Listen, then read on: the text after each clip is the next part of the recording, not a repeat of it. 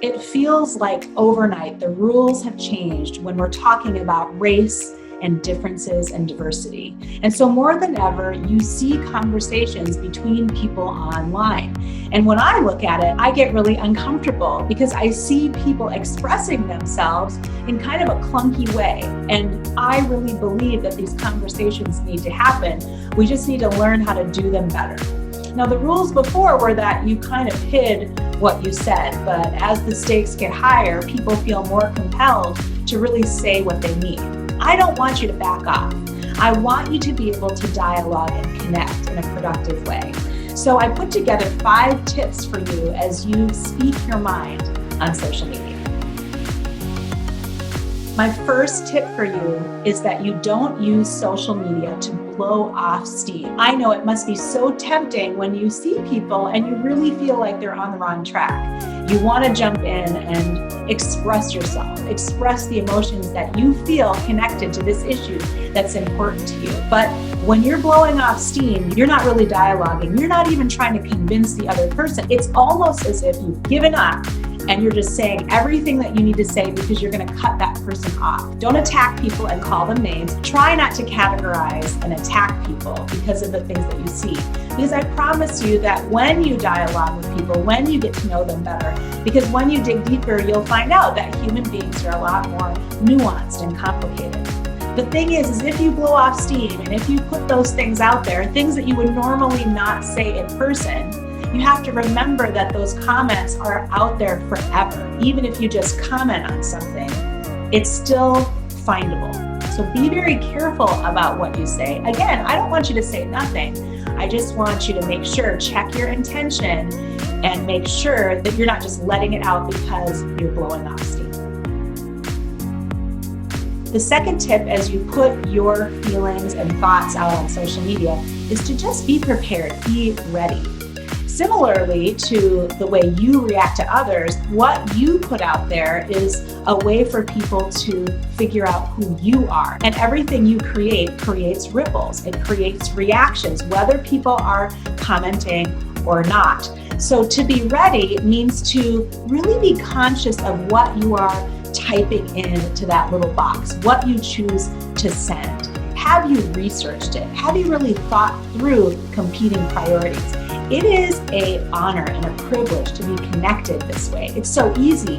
You are connected to people all over the world if you desire to do that. So make sure that you stand as a leader in your thought process and that you're not just reacting to someone else, that you're standing in the space of what you want to be, what you know. The beauty of social media is that you are connected and that it is easy. So if you see an opportunity where you want to communicate with someone, have a conversation. You can choose to message them directly.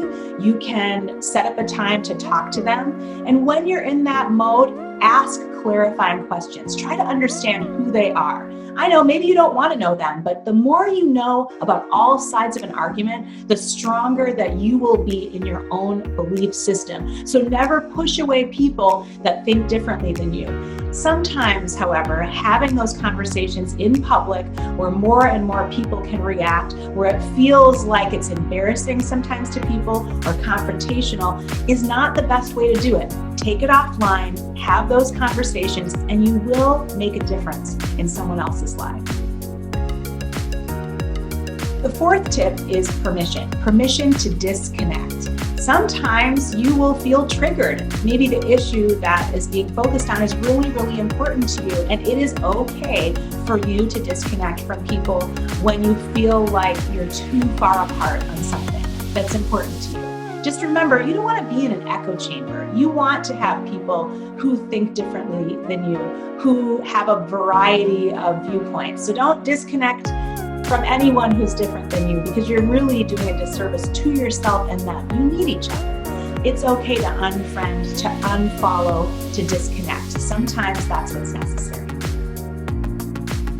I think that the best thing to do, and this is my fifth tip, is to set expectations for yourself. What is your decorum when you are on social media? Hopefully you are expressing yourself because as I said, we need to understand who you are.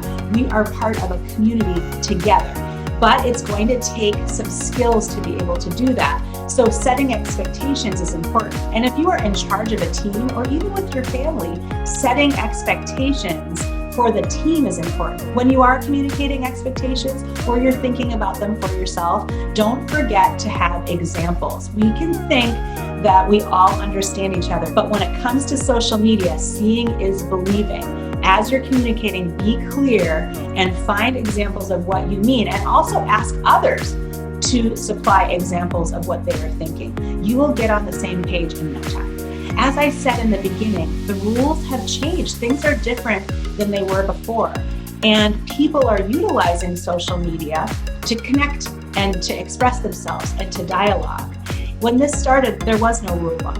Our teachers and our parents, they don't have the experiences to pass down to us. So we have to take responsibility for what we are doing on social media, and we have to help other people understand what we expect of them. So that way it's not a surprise when something that a person puts out there in their private life affects other parts of their life in a negative way. You know, I really believe that social media is a blessing. Maybe you agree with me or maybe you don't, but it's such a unique time for us to understand each other and to learn from each other.